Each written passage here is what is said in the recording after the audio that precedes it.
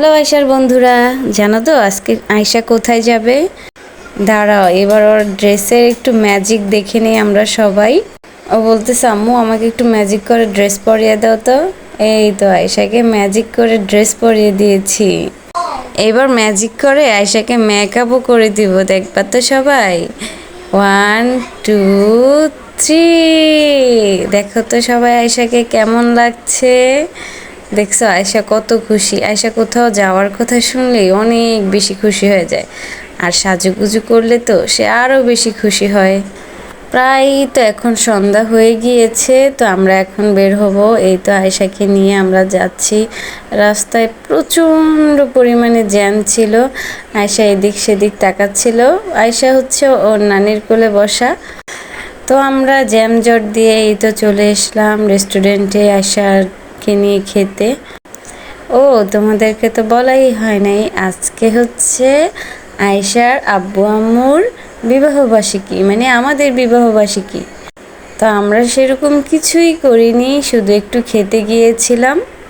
আয়শা দেখেছো আয়শার বাবার সাথে বসেছে। ও সব সময় ওর বাবার সাথে বসতে পছন্দ করে। আর জানো তো আয়শার চিকেন অনেক পছন্দ। আর এই তো আমার জন্য একটু চা নিয়েছি, আমি চা দিয়েই খাবো। আমার চা দিয়ে নান খেতে অনেক বেশি ভালো লাগে। আয়শা এটা খায় না। আয়শা এই দেখো মিরিন্ডা খাচ্ছে।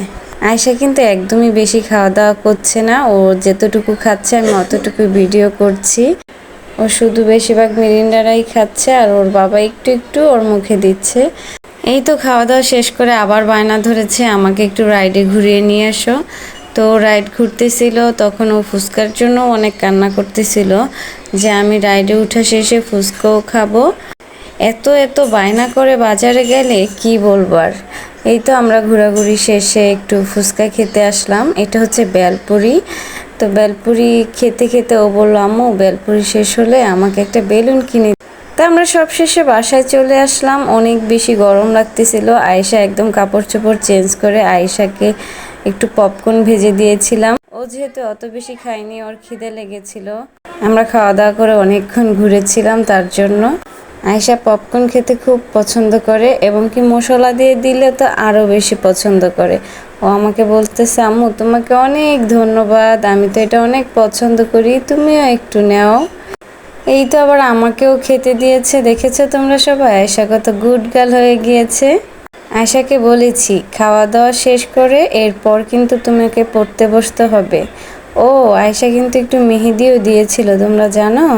আয়েশা মেহেদি দিতে অনেক পছন্দ করে। এটা ওর একটা আন্টি দিয়ে দিয়েছিল, আমাকে দেখিয়েছে। সবাই ভালো থাকবা।